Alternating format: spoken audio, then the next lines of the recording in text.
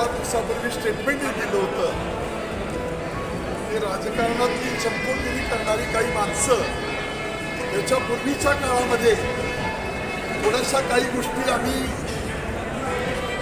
मांडण्याचा प्रयत्न करत होतो, पण थोडंसं अलीकडच्या काळामध्ये बेतालपणानं गोष्टी सुरू झाल्यामुळं मी 4-5 दिवसापूर्वी एक प्रेस घेतली.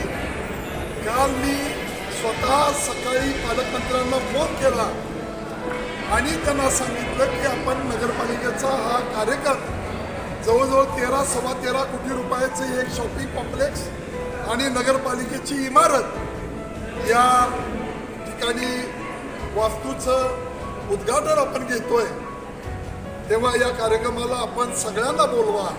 हा पक्षीय स्वरूप न देता पदाधिकारी असतील, खासदार असतील, आमदार असतील, या मंडळींना बोलवा असं मी स्वतः चीफ ऑफिसरना निरोप दिला आणि हा कार्यक्रम आयोजित केला.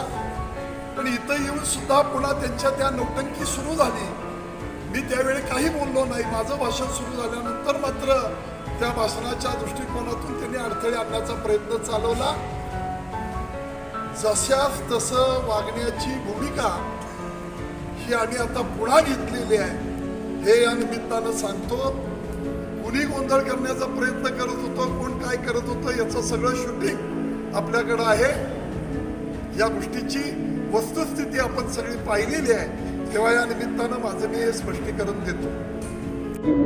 मी तिथे उपस्थित नव्हतो, पण माझ्या संबंध प्रकार कानावरती आला. आमदार सुमनताई तिथे होत्या, खासदार विशाल पाटील होते.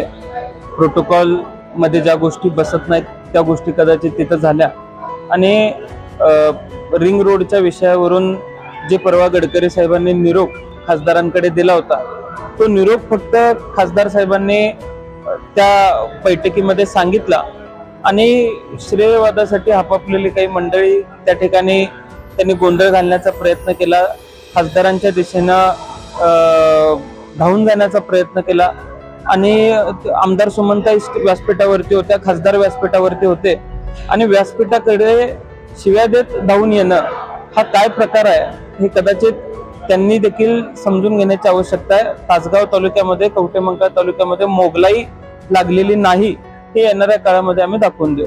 कवठेमंकाळ असेल, तासगाव असेल, माजी खासदार नेमकं कुठल्या भूमिकेतून चाललेलं असं वाटतं तुम्हाला? आता त्यांची भूमिका किंवा ते कुठल्या दशेतून चाललेले आहेत हे मी सांगायची आवश्यकता नाही आहे, पण काही जुन्या जाणत्या लोकांबरोबर ज्यावेळेस मी बोलतोय त्यावेळेस वैफल्यग्रस्त लोक असे वागतात असं मला जुनी लोक म्हणतात.